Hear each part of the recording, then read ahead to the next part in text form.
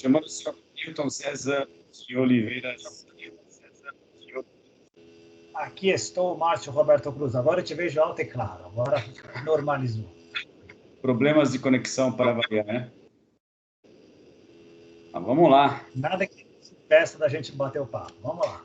Vamos lá. Se der algum problema, se congelar a imagem e der para dar continuidade aqui com um lado congelado e outro falando, vamos ver, cara. Vamos ver o que acontece.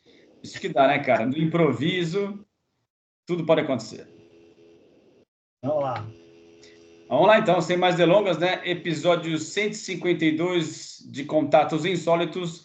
E a temática de hoje é dando sequência ao episódio anterior, que foi o número 151, que foi a obsolescência da ufologia. Esse agora se chama a obsolescência da ufologia, 2 pontos, possíveis caminhos. Então, a ideia, acho que seria se aprofundar em algumas questões que nós passamos, talvez de uma maneira superficial, outros pontos que eu fui lembrando ao longo do caminho.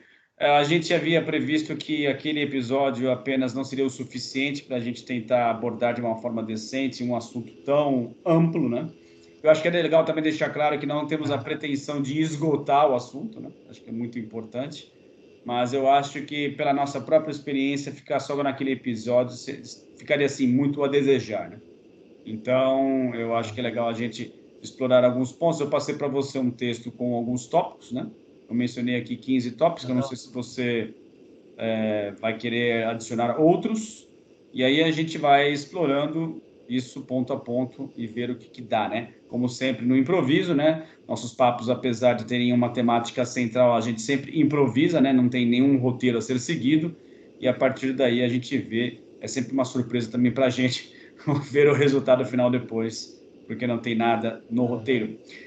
Então, eu acho que é legal a gente só fazer uma breve recapitulação, né, do que a gente estava fazendo, que é voltar os nossos olhos para o histórico da ufologia mundial, obviamente sem ter a pretensão de esgotar o assunto ou de se aprofundar em demasia, porque não há nem tempo suficiente, nem condições, talvez, muito provavelmente não há condições técnicas ou psicológicas a gente conseguir fazer isso, mas, né, dentro do espírito de exploração que a gente sempre teve, acho que vale a pena a gente se debruçar sobre esse assunto, né? Então, a gente estava realmente... Pode falar. Não, desculpa. Eu só ia complementar que o que vale, eu acho que é o diálogo, né? A ideia, a nossa possibilidade de poder crescer junto e descobrir coisas novas e perspectivas diferentes, né? Sim, acho que sim. Isso é sempre o ponto principal, né? Então, a gente estava com um olhar bastante crítico em relação à história da ufologia e tentando dar dar um panorama assim, um pouco mais sólido, se é que isso pode ser feito, em função dos últimos acontecimentos, da modernidade, dos desafios que se apresentam com uma tecnologia cada vez mais indistinguível da realidade e aos olhos também dos paradigmas mais tradicionais que insistem em negar as evidências sobre essa temática e, enfim, teorias conspiratórias também fazendo com que o terreno já lamacento fique praticamente insuportável de ser trilhado. Mas, né, vamos aí tentando abordar esses tópicos e vendo se a gente consegue dar um pouco mais de clareza para todo esse cabedal de eventos e informações que envolvem esse assunto, né? Então, eu acho que assim, bom, não sei se você quer fazer alguma complementação aqui, se você quer falar alguma coisa. Não, é isso mesmo. Só eu tendo a pensar que esse tópico, apesar de ser delicado, complicado, difícil de abordar, ao mesmo tempo é uma excelente plataforma de conhecimento, de autoconhecimento, de trazer um pouco daquilo que a gente tem discutido aqui, consciência, ciência, múltiplas perspectivas. Eu acho que ele é ideal para isso, ele é maleável e grande o suficiente para isso, porque não tem respostas definitivas e tem espaço para um monte de perguntas interessantes. Legal, legal. Bom, então vamos lá, dos tópicos que eu havia enviado para você no descritivo e depois, né, quem quiser dar uma lida, obviamente vai ter o descritivo aqui embaixo desse vídeo, né, sempre eu disponibilizo esse texto, que ele serve de guia, né, para a gente fazer, dar uma lida anteriormente para depois fazer a abordagem um pouco mais direcionada, né? Então, o primeiro tópico seria a abordagem científica, uma ilusão logo de saída, né? Então, acho que acho que seria compreensível, né, para os ufólogos da época, ou as pessoas que na época percebiam que havia uma necessidade de estudo do fenômeno de uma forma mais controlada ou pormenorizada, enfim, de que a gente tivesse esse ímpeto por tentar enquadrar isso dentro do paradigma científico, para que isso fosse analisado, e inclusive eu acho que talvez a maior parte desse ímpeto estivesse realmente engajado em dar mais credibilidade às testemunhas ou a credibilidade aos próprios ufólogos que estavam começando a fazer essa trilha, né? Então, eu acho que é natural pensar que, tudo bem, a gente vai tentar abordar esse assunto ou abordar essa temática de uma forma científica, mas eu acho que a gente não fazia ideia do que estaria pela frente e o quão complicado seria, a partir de então, a gente estabelecer esse tipo de critério, né? O que você acha? Acho perfeito. E eu acho que, como você disse, é uma frase que a gente vem repetindo várias vezes. Muitas coisas que a gente vê agora e tende a criticar, quando a gente avalia com um olhar histórico, percebe que tudo indicava que era normal que fosse assim que ocorresse. Exemplo, vamos pegar a parte dos avistamentos, dos primeiros avistamentos na Segunda Guerra Mundial, os Foo Fighters, etc. Seria natural que as pessoas tentassem avaliar aquilo de uma maneira exatamente como a gente avalia. Então, chamariam-se pilotos, chamariam-se especialistas em força aérea, em aerodinâmica, em físicos, para poder avaliar o que era aquilo que estava se mexendo. No momento que apareciam objetos, vamos chamar de naves pousadas, e deixavam alguns tipos de traço, seria natural que recolhesse esses materiais e que fizesse análises físico-químicas e uma série de outras coisas, ou biológicas. Então, tudo que foi aparecendo no meio do caminho foi bem natural que as pessoas tentassem dar essa abordagem científica, entre aspas, exatamente por aquilo que você falou, para dar a ideia de conhecimento genuíno e com credibilidade. O problema é que era tão complexo e ainda é tão complexo que não deu tempo de abarcar. Não deu tempo, não tinha espaço para abarcar da maneira como era apropriada. Ponto 1. E ponto 2, o principal, a ciência oficial assumiu premissas e achou que não valia a pena entrar na jogada. Então ficou na mão de pessoas que não eram tão especialistas assim, que tentar explicar esse fenômeno baseado em hobby, baseado em interesses, baseado em curiosidade ou baseado em experiências vividas. Então, essa acho que talvez seja a maior das dificuldades, e principalmente avaliando o aspecto que é impossível você fazer uso do objeto a ser estudado, colocando-o em um laboratório e, a partir daí, fazer experimentos em um ambiente controlado, né? Então, esse aspecto, ou essa abordagem do ponto de vista científica, desculpa, logo de saída está arruinada, porque você não tem controle nenhum sobre o evento, os eventos, os fenômenos que ocorrem em campo, então não teria como você, logo de saída, fazer esse tipo de análise, né? Apesar disso, com o tempo, houve tentativas de colocar a ciência na jogada, os projetos, como a gente falou, o projeto Sign, Groot, principalmente o Blue Book, apesar de toda a intenção por trás de já contaminar todo o material e já trazer uma ideia de que a pesquisa era genuína, mas já tinha um resultado pré-determinado. Quer dizer, a ideia não era assumir que não havia controle, não havia identificação do que estava acontecendo. Mas, por exemplo, com o passar do tempo, se refinou a capacidade de poder se analisar mesmo e não ser trazendo para um laboratório. Exemplo, quando os pilotos americanos filmam lá o tic-tac, aquele OVNI que eles chamaram de tic-tac no Limits, é possível fazer triangulações e calcular velocidade, angulação, uma série de outras coisas a partir das filmagens que são originais, né? É possível fazer análises de ciências humanas entrevistando as testemunhas, fazendo uma avaliação sociológica, antropológica, enfim, é possível ir um pouquinho mais fundo no estudo e na coleta de dados e avaliações do fenômeno. Mas é complicado, é paradoxal, é ambíguo e não é consensual em quase nenhum aspecto. Eu concordo contigo que eu acho que a abordagem científica, apesar de ser insuficiente para dar conta de analisar todo o espectro envolvendo a ufologia, é melhor do que nada, né? Então, eu concordo que é louvável e talvez seja até esperado que isso continue a acontecer, mas não com essa ingenuidade de achar que, de repente, o paradigma científico será o suficiente para dar conta de tudo aquilo que o fenômeno exige de nós, né? Então, acho que isso é importante. Bom, o segundo tópico... Oi, pode falar. Só um detalhe que me ocorreu agora, que eu me lembrei. Nos primeiros congressos, nas primeiras investigações, quando se fazia congresso... Desculpa. Eu me lembrei agora que nos primeiros congressos, fora daqui, também aqui, não se fazia distinção, só se falava em ufologia. E se estava implícito que era científico. A partir da década de 90, começou-se a criar fora daqui, e aqui também, uma distinção entre ufologia científica e ufologia espiritual ou espiritualista. E começaram a participar em congressos concomitantes.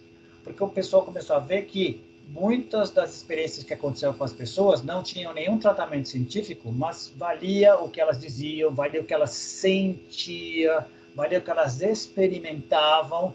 E desde então tem havido... Opa, cortou? Estou aqui.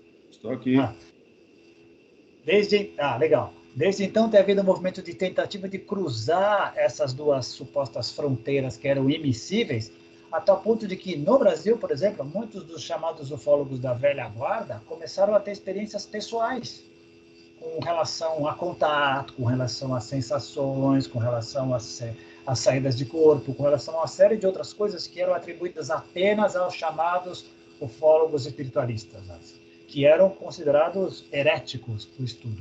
E hoje existe um movimento de tentativa de união, o que é sempre bom. A ideia seria ver por perspectivas diferentes. Deve haver outras, né, para tentar explicar esse fenômeno tão multifacetado como ele é. Sim, concordo plenamente. Vamos lá, então. O segundo tópico, você já esgotou esse? Você acha que dá para passar para o segundo? Já. Beleza, então. Vamos lá. Às vezes eu na empolgação aqui passo por cima, então é melhor perguntar. O segundo tópico seria o quê? A abordagem multidisciplinar como forma de melhor classificar a diversidade de eventos dentro do guarda-chuva ufológico, né? Então, acho que se encaixa perfeitamente no primeiro tópico, que seria justamente você ampliar o máximo possível a abordagem utilizando disciplinas na verdade, abordagens multidisciplinares, né? Porque aí você consegue abranger melhor o espectro, embora, né, lógico, sempre vai haver limites das nossas condições aqui de macacos recém-descidos das árvores, mas ainda assim é melhor ampliar o foco e colocar na mesma fórmula outras abordagens, outros campos do conhecimento humano, do que ficar apenas com um ou dois campos. Perfeito. Eu acho que é um tema autoexplicativo e acho que vale para todo tipo de conhecimento que a gente queira adquirir. Uma abordagem só vai tender a ser parcial, vai tender a ser influenciada, limitada, tendenciosa e longe da verdade com V maiúsculo, longe da realidade com R maiúsculo. Por outro lado, se a abordagem é multidisciplinar, você acaba também pondo mais, como é que eu posso dizer assim, mais interferências, digamos assim, no dial desse rádio já bastante complicado, né, desse AM aí, de interferências de ruídos, porque mais pessoas com diferentes pontos de vista opinando, e vai ficando cada vez mais complicado de você montar um mosaico relativamente sólido a respeito do que vem acontecendo. Mas é do jogo, né, cara? Não tem jeito, tem que lidar com essa complexidade toda. Eu adoro essa metáfora do mosaico, que eu acho que a grande sacada que alivia um pouco encará-lo como necessariamente incompleto e confuso, como um movimento browniano.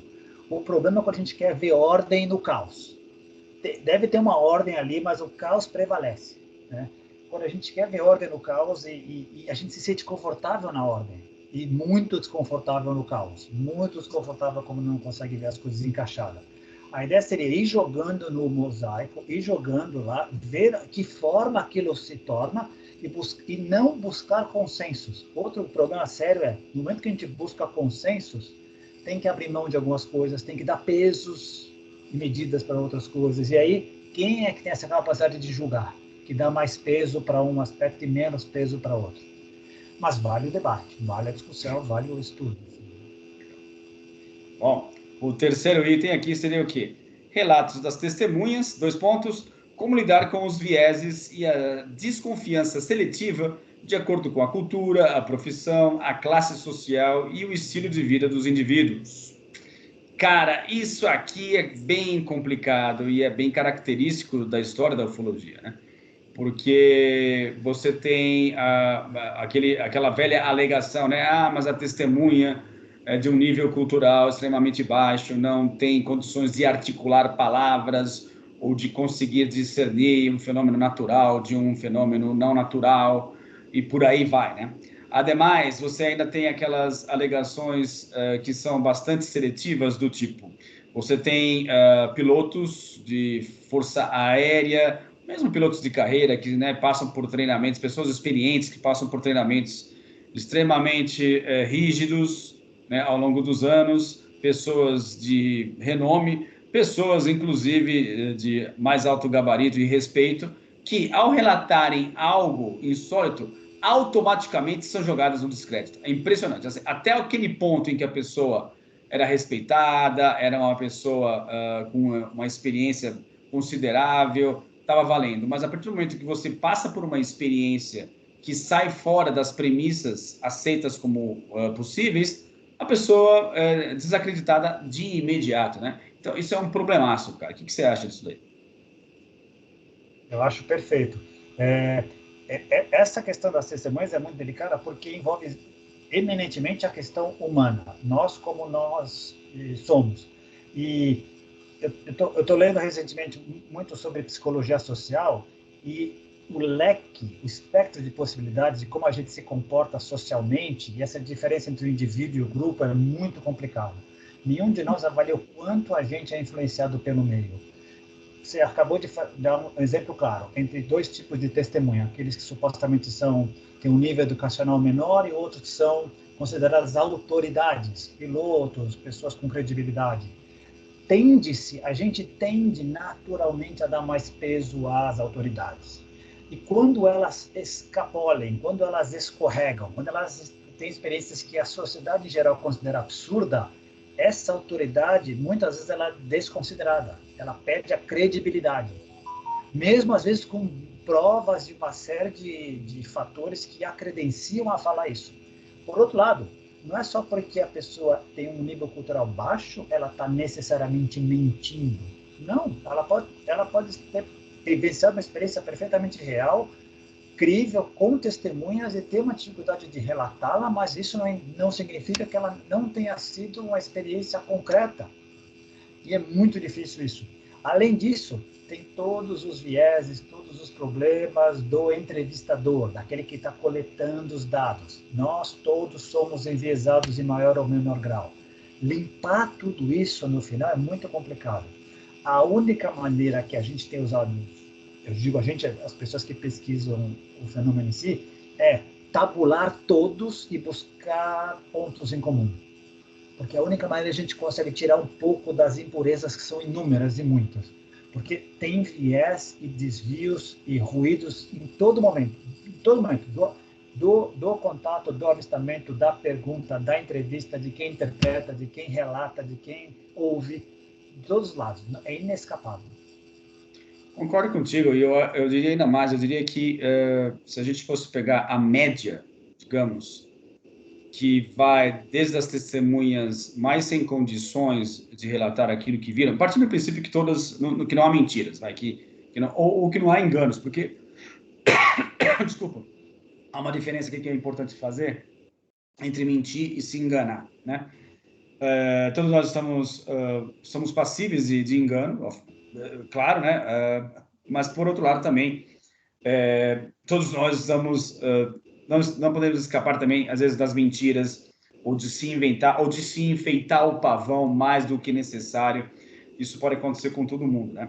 Então, se a gente fosse pegar esse espectro, né? Desde do auto-engano extremado até a testemunha super idônea, que foi super cautelosa em relatar ou de verificar todas as possibilidades possíveis, há um espectro muito grande de coisas. Então, se a gente for pegar a média, como você mesmo mencionou, tentando achar os pontos em comum, talvez a gente consiga realmente extrair algo benéfico daí, né? Então, acho que é realmente importante. E, obviamente, se a pessoa... Aí não é questão de ser preconceituoso, né? Mas se as pessoas envolvidas, as testemunhas, são capazes de se articular um pouco melhor, naturalmente a questão da credibilidade vai aparecer. Essa é uma questão humana e eu acho que tem que ser assim, realmente. Porque se a pessoa não possui essas condições, a margem de ruído aumenta absurdamente. Então, não é questão de preconceito ou uma tentativa, né, como está na moda hoje em dia, de você incluir, né, fazer a tal da inclusão. Mas a testemunha é confusa, etc., mas temos que colocá-la. Não necessariamente. Tem casos assim, por exemplo, como seria o de se esperar, por exemplo, em casos onde há o estudo científico pautado realmente por evidências e por, sei lá, eventos concretos, não há espaço para que você coloque mais caos e mais confusão nessa equação. Então, acho que naturalmente, se você... Porque, obviamente, né, a gente vai ter que também salientar aqui que não necessariamente uma pessoa bem articulada também vai ser confiável, também tem esse problema. Mas, se a gente tiver que optar entre uma coisa e outra, a gente vai ser obrigado a optar sempre para aquela pessoa com mais capacidade de comunicação e de articulação e de atenção aos detalhes, né? Impecável. Acho que é por aí mesmo. Lembrando, uma pessoa bem articulada, que sabe se expressar bem e pode ter vivido mais de uma experiência, ela também é vítima dos seus vieses, dos seus problemas, dos seus preconceitos e pode também ser vítima de auto-engano. Isso quando ela não tem também má fé. Uma pessoa que é articulada não significa que ela não seja de má fé. Então é bem complicado esse processo. Melhora o cenário quando a testemunha relata situações em que houve outras pessoas que podem corroborar, de preferência que não estivessem com ela no momento e possam ser terceiro ou quarto ponto de vista. Melhora ainda mais quando existe corroboração física, como detecção de radar, fotografia, filmagem, enfim. Um relato pode ser muito mais bem elaborado se tiver evidências externas a ele que corroborem e que preencha pontos de cegos que sempre existem quando é um relato de uma pessoa só. Concordo. Bom, vamos ao quarto, que é bastante polêmico, que é o quê? É a UFO-arqueologia, quando as pistas apontam para eventuais contatos ao longo da história, em contraposição às associações simplistas que levam ao descrédito. Ponto de interrogação, como diria meu velho amigo Caio Avalone, em homenagem ao seu pai, Roberto Avalone. Cara, isso também é bastante complicado, porque, mais uma vez, se você tem um espectro de coisas críveis e não críveis, vamos ter que achar o meio do caminho aí, porque você tem também os exageros, as forçações de barra, em relação a eventos possivelmente atribuíveis à fenomenologia extraterrestre no passado da humanidade. Traços, né, ou evidências muitas vezes não muito óbvias, mas que apontam para um norte, para uma eventual direção que realmente nos deixa com a pulga atrás da orelha. Mas, por outro lado, você tem entusiastas do assunto que às vezes forçam as coisas, canais de TV que se aproveitam do assunto, e aí o mais importante não é ser assim muito fiel às evidências, e sim você criar um espetáculo, né, para os telespectadores. Tudo isso é bem complicado. Eu vou usar uma expressão que você gosta muito, eu ouvi de você, acho que é a primeira vez, e eu reli outro dia no livro, que é quem tem um martelo na mão enxerga prego em tudo quanto é lugar, né? Então, aquelas pessoas que já estão focadas, já assumiram que o fenômeno OVNI é real agora e desde sempre, elas vão ver todo e qualquer desenvolvimento tecnológico do passado como necessariamente vindo de fora, sendo trazido por extraterrestres. Elas não vão ver outra coisa. E eu tive a sorte de poder ter viajado um pouquinho em lugares bem bacanas, de ruínas antigas e tal. E quando você conversa com os locais, todos eles dizem basicamente a mesma coisa. As pessoas tendem a desmerecer a capacidade dos nossos ancestrais. Eles tinham conhecimento que a gente agora perdeu, mas eles tinham esse conhecimento e não foi necessariamente dado de fora. Eu vi isso no México, eu vi isso no Peru, eu vi isso na Jordânia, eu vi isso. Eles podem estar certos ou errados, mas tudo indica que houve sim interferência e contatos no passado. Tudo indica, mas isso não significa que todas as construções antigas, fantásticas, extraordinárias tenham necessariamente sentido a mão de alguém de fora. Eu confesso que eu fui daqueles que achava que toda a construção antiga, fascinante, por isso que eu fui atrás, era necessariamente de origem extraterrestre ou tendo passado os conhecimentos de fora. Hoje eu tenho que concordar comigo mesmo com os meus próprios pontos de vista. Tudo indica que sim, mas essa evidência tem que ser vista com calma, porque, de novo, nós já discutimos sobre isso, que é um assunto bem interessante. Cada civilização tende a achar que ela é o pico da pirâmide, o pico do conhecimento, uma série de outras coisas. Mas a gente não sabe que outras civilizações existiram antes de nós. Elas podem ter existido e chegado a pontos mais longe tecnologicamente, mais desenvolvidos tecnologicamente do que a gente chegou hoje, sem necessariamente ter auxílio de uma inteligência exterior a nós. É possível? Claro que é possível. É possível.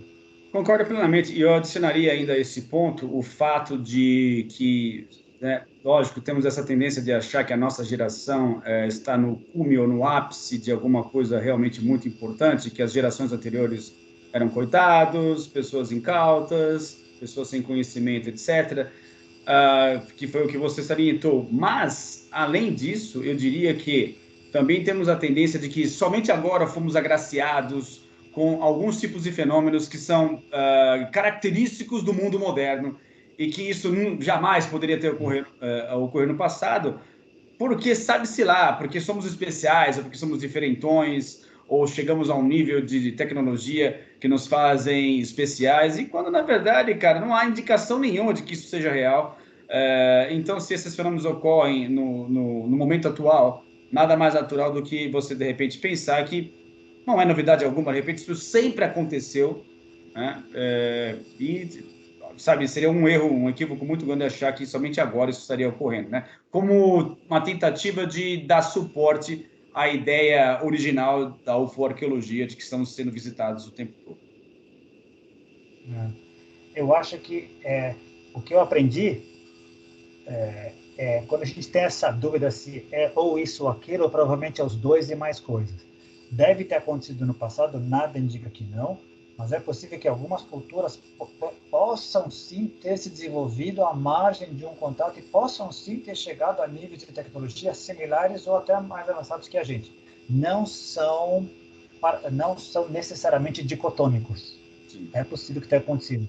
Tanto é que, se a gente começa a estudar, quando a gente entra nesse assunto e começa a ver tentativas de explicar a história da humanidade, são várias histórias da humanidade. Exato. Não batem, mas não são necessariamente falsas. Elas podem se referir a culturas diferentes, a momentos diferentes, a tecnologias diferentes que não se conversaram. Uma das poucas certezas que a gente tem muita civilização e ruína enterrada que a gente ainda não tem ideia do que descobriu. Exato, concordo. Tem muita coisa. E a gente não descobriu por quê? Porque hoje é difícil fazer escavação arqueológica, tem uma série de obstáculos, mas sempre que a gente consegue ver isso, nos surpreendemos bastante. Incrível. Imagina o que tem lá embaixo, que a gente não tem ideia. Acho que é natural pensar também que com a movimentação das placas tectônicas, montanhas que foram criadas, erupções vulcânicas, terremotos, nível do mar subindo e abaixando o tempo todo, de que muitos traços de tecnologia tenham sido varridos da superfície da Terra e de que talvez civilizações aí tenham sobrevivido e aquilo que nós vemos no céu hoje em dia pode ser a manifestação de coisas terrenas também, não necessariamente seres advindos de outros planetas. Eu tendia a achar que somente a possibilidade extraterrestre seria válida, tendia a não acreditar muito na possibilidade de nós aqui, seres humanos, terem se desenvolvido ao ponto de criar uma tecnologia apenas terrestre, mas cada vez mais eu tenho tido essa impressão de que é possível, sim, é uma das possibilidades, ou simplesmente eventos naturais que a ciência ainda não deu conta de abarcar ou de estudar e que ocorrem com uma certa frequência, não com uma frequência, digamos, muito frequente, mas acabam ocorrendo de uma forma mais esparsa e aí daí advém a dificuldade de estudar e simplesmente são eventos naturais, não necessariamente extraterrestres. E mesmo a questão tecnológica, que costuma ser a pedra de diferenciação, né? A gente avalia a nossa humanidade em 10, 12 mil anos desde a época da agricultura. Foi basicamente um desenvolvimento tecnológico em forma de platô, constante, chega na Revolução Industrial, pega num pique, numa exponencial, de tal maneira que hoje a gente não tem mais condição de prever. O que a gente está hoje batendo a cabeça sobre inteligência artificial está obsoleto daqui a 6 meses. E é impressionante, a gente só pode especular onde vamos chegar. Imagina daqui a 5 anos, em todos os aspectos, né? Então, é possível que alguma civilização antiga tenha ficado parada, depois de uma crescida? De repente, pode. Depois sucumbiu por alguma outra maneira, uma guerra nuclear, alguma outra coisa, um desastre natural? Claro que pode. Não são, é uma falsa dicotomia. Eu penso como você. Eu também achava que tinha necessariamente que vir de fora, mas eu acho que é uma falsa dicotomia. Mas não invalida a experiência de fora também, de várias outras culturas, de vários momentos, uma série de outras coisas. Isso vai recair aqui no item onde a gente vai falar sobre o efeito Dunning-Kruger, porque está associado, tá? Então, depois a gente volta a falar a respeito disso, porque está relacionado com esse item aqui. O sexto seria o quê? Não vamos falar agora já. Então, acho que como é um tópico interligado, quando eu chegar então aqui no tópico do efeito Dunning-Kruger, eu pulo ele. Bom, então assim, ainda falando sobre esse aspecto de eventuais tecnologias terrestres de civilizações que sobreviveram a hecatombes e estão, sei lá, de repente em bolsões, ou aquilo que em ufologia classicamente se define como intraterrenos, sendo uma coisa talvez possível, a gente pode também colocar aí na balança de que, lógico que o efeito naturalmente indesejável de avaliar isso como uma teoria risível, né? Ou uma teoria sem cabimento algum, advém muito também desse efeito Dunning-Kruger, né? Que é aquela ideia de que a gente sempre acha que sabe muito mais do que aquilo que nós realmente sabemos. Então, acho que isso é válido do ponto de vista psicológico individual, mas também do ponto de vista coletivo, né? De nós, enquanto humanidade, acharmos que estamos, né, por cima da cocada branca, né, no ápice ou no topo do desenvolvimento humano, e que sabemos pacas a respeito de tudo que acontece na superfície da Terra, tudo que acontece nos oceanos, tudo que acontece no espaço afora, e isso está muito longe da verdade. É uma ilusão muito grande, né? Então, esse efeito psicológico, né, do Dunning-Kruger está diretamente associado a essa presunção de que é impossível de que civilizações antes de nós tenham nos superado em diversos aspectos, né? Esse é um problemaço também. Perfeito, irreparável o que você falou, e atualmente, com a possibilidade da disseminação de informação / desinformação de maneira muito rápida, de maneira global, a formação de bolhas de desinformação é super fácil. Então, se eu quiser ficar na minha bolha e admitir só um tipo de realidade e achar que todo o resto é mentira, eu posso e vou encontrar argumentos para desclassificar e desqualificar tudo aquilo que não bate com aquilo que eu penso, facilmente. Que é, em outras palavras, o viés da confirmação, né? Ou seja, você vai ter sempre buscar confirmações que reforcem as suas crenças, né? Então, e o Dunning reforça, eu e a minha turma sabemos sempre mais do que os outros. nós somos melhor informados. Nós lutamos contra a mídia, que está contra nós e é comprada. Nós sabemos as falhas e todas as coisas que estão acontecendo. Os outros são cegos. Ou necessariamente comprometidos com o inimigo, o outro, etc. Difícil. E está tudo acontecendo ao mesmo tempo, né, de forma sobreposta, e tem que lidar com essa complexidade, não tem jeito. Bom, tentando seguir aqui a sequência, bom, chegamos aqui à problemática, né, o número 5, na verdade, né, que é a problemática do uso de fotos e vídeos como evidências em um período em que as tecnologias audiovisuais se tornam cada vez mais indistinguíveis da realidade. Esse acho que talvez um dos maiores problemas que enfrentamos hoje. No passado era legal, eram raras as fotos, eram raras as filmagens, mas 99% era desfocada, longe, complicada, então era argumento fatal para todos os céticos com C minúsculo, não céticos com C maiúsculo, com C minúsculo que já sabia que não era verdade, já não queria aprovar, não queria aceitar, e sempre dizia, por que não desce aí na Casa Branca, por que não tem uma foto escancarada? Com o advento das câmeras digitais, melhorou, muita gente podia começar a filmar entre a década de 90 e tal, e apareceram mesmo na onda ufológica de 1991 no México, tem uma das melhores filmagens até hoje. Era muito difícil fazer trucagem, e tinha muita gente com material na mão, e agora, depois dos smartphones e com as possibilidades que a gente tem hoje, está super complicado. É muito fácil enganar a maioria de nós. Você e eu, a gente deve receber toda semana filmagens espetaculares e tal, e algumas mal a gente abre, é falso. E é muito complicado porque um dia a gente vai ser vítima da famosa fábula Pedro e o Lobo. Um dia vai ser verdadeiro, vai ter gente gritando e a gente não vai acreditar, porque a quantidade de falsidade, desinformação é tão grande que está muito difícil de desconectar. Outra razão para a qual a gente tem que usar o quê? Não vai bastar só esse tipo de evidência, vai ter que ser isso, mais testemunha, mais radar, mais uma série de outras coisas que a gente vai ter que poder traçar para poder começar a avaliar o fenômeno. Uma foto, uma filmagem em si não vai bastar. Boa colocação, eu concordo contigo.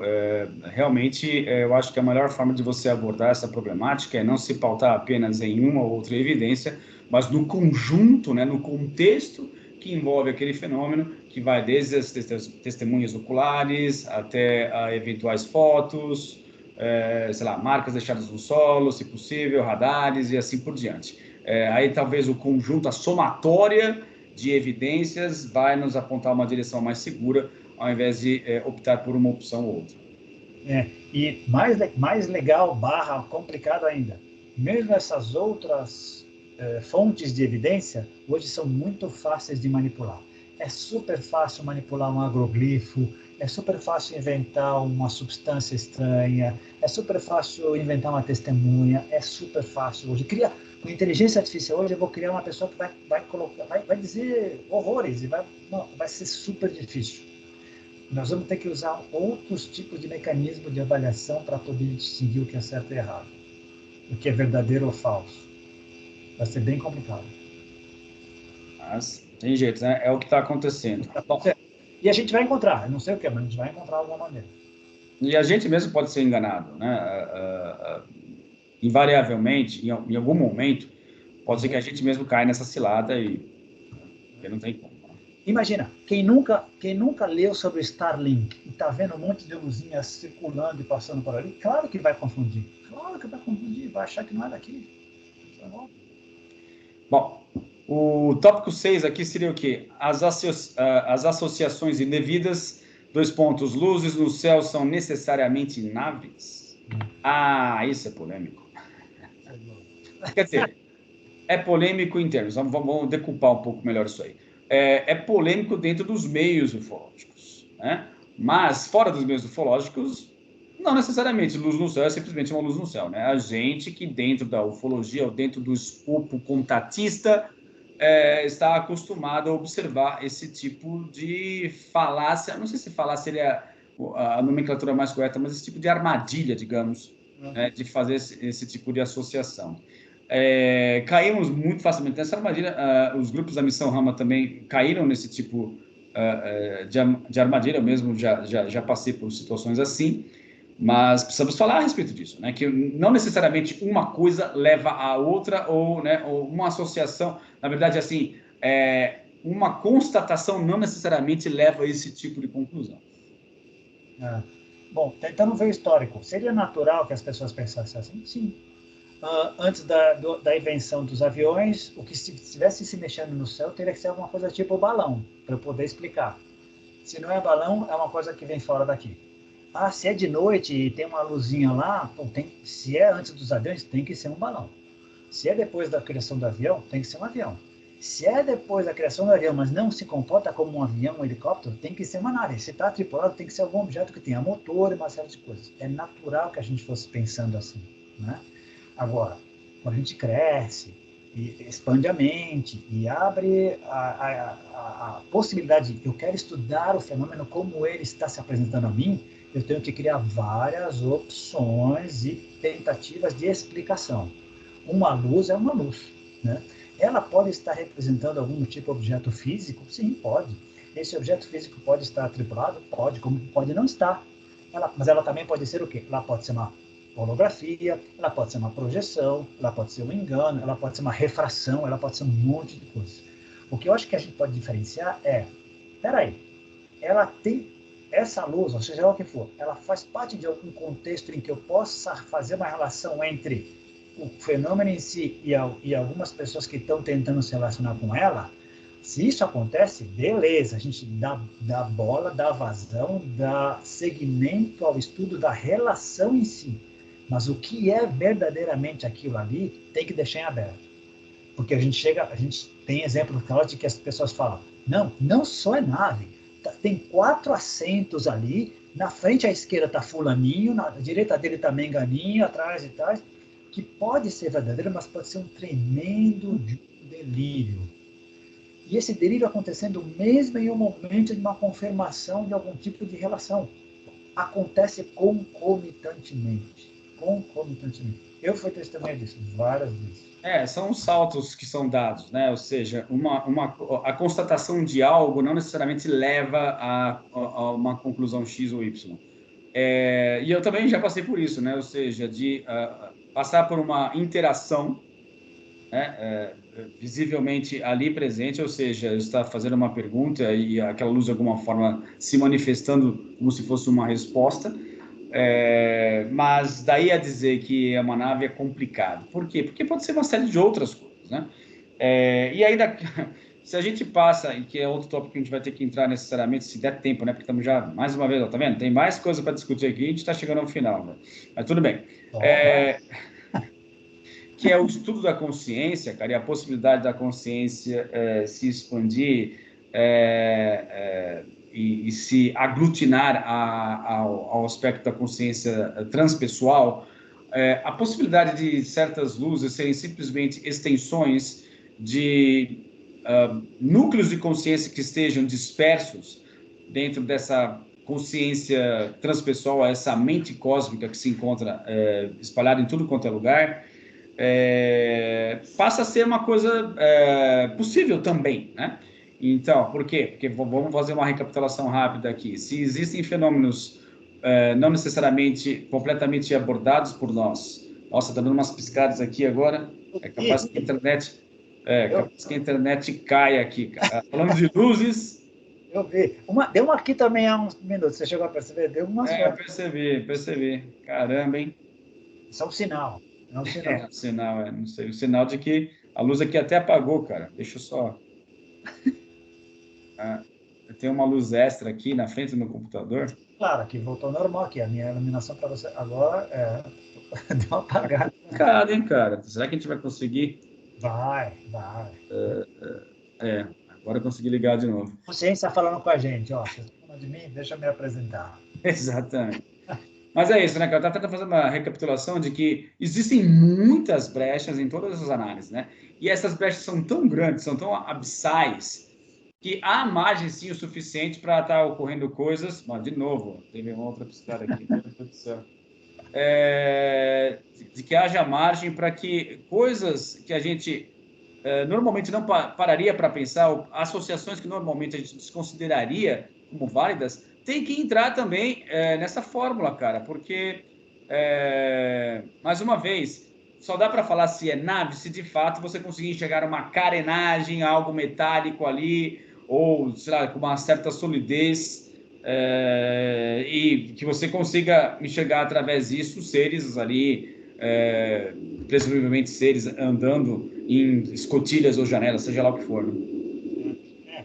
Parte da, como é que eu posso dizer assim, da má fama que eu adquiri nos últimos 30 anos foi justamente porque eu sou desses que fica batendo nessa tecla, de que temos que ter cuidado com o linguajar que a gente usa. E outra, qual é o problema de colocar na equação todas as nossas coisas, todas as possibilidades, por mais absurdas que sejam? Exemplo, pode ser a consciência, pode ser luzes provenientes da Terra mesmo, pode ser criaturas de outras dimensões que em alguns momentos cruzam com a gente, entram aqui e saem, pode ser coisa que a gente nem imagina que seja, tudo isso estaria no pacote, não invalida nada. O que acontece? É aquela história do martelo. Muitos de nós nem percebem que somos um martelo ambulante. E estamos procurando prego por todos os lugares. Exato. Perdão, o espírita vai ver só espíritos ali. E pode ser que ele exista, mas pode ser que seja outro espectro, outras camadas do mesmo fenômeno. Não é necessariamente aquilo que ele diz. Pode ser uma parte, mas não é tudo assim. E a partir do momento que você faz uma pergunta e há uma interação inequívoca ali, é óbvio que existe o quê? Uma relação entre duas criaturas inteligentes, ou entre duas inteligências. Acho que fica melhor a gente parar por aqui na extensão daquilo que poderia estar por trás desses fenômenos.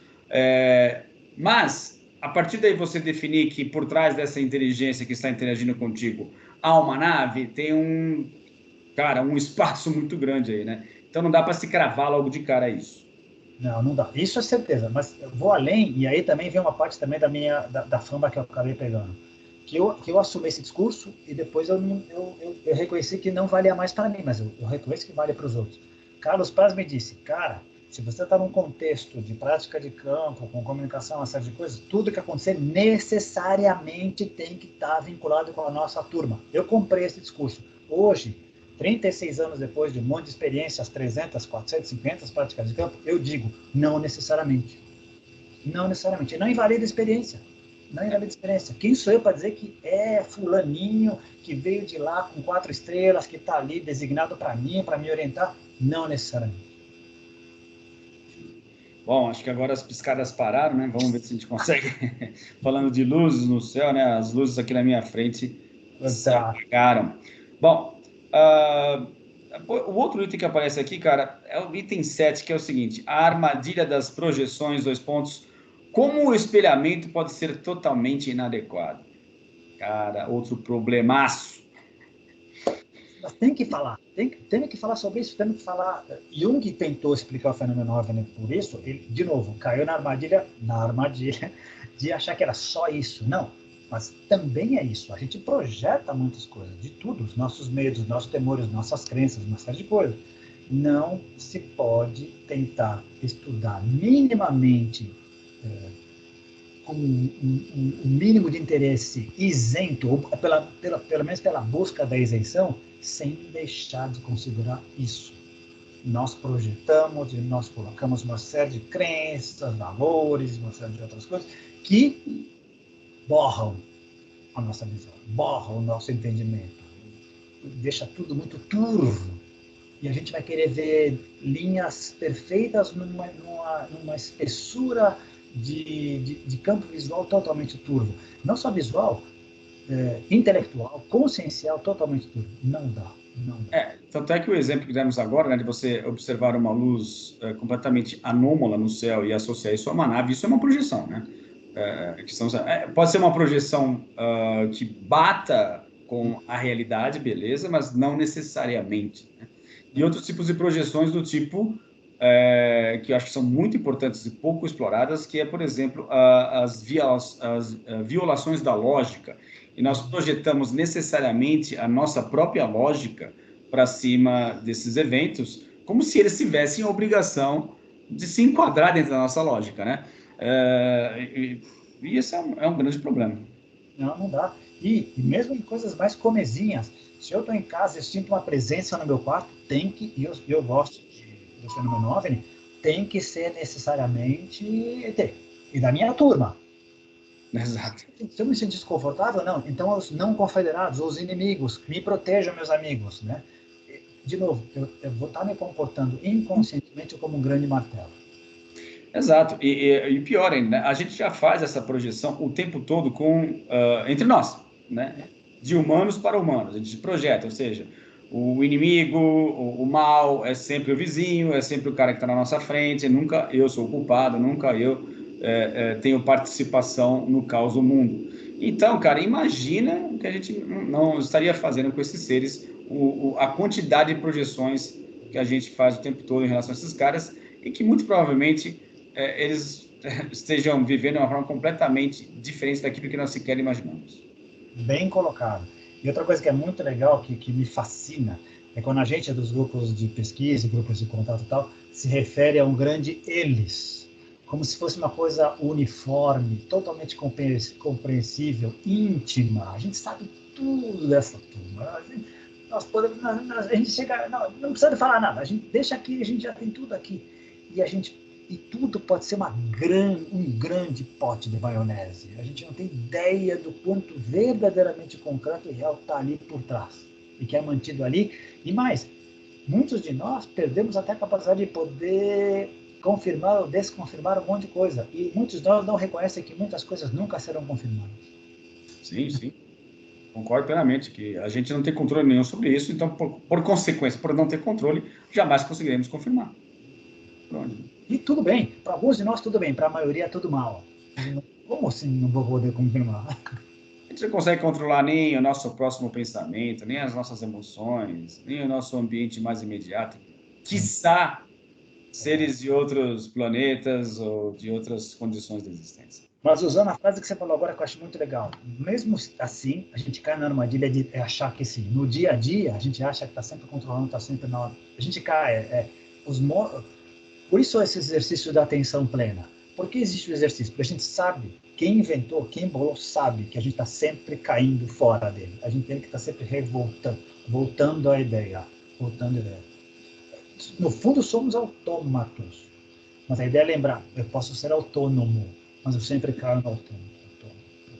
Só fazendo um parênteses aqui, acho que nesse item aí da questão das luzes do céu, né? E também fazendo já a emenda aqui com o item que fala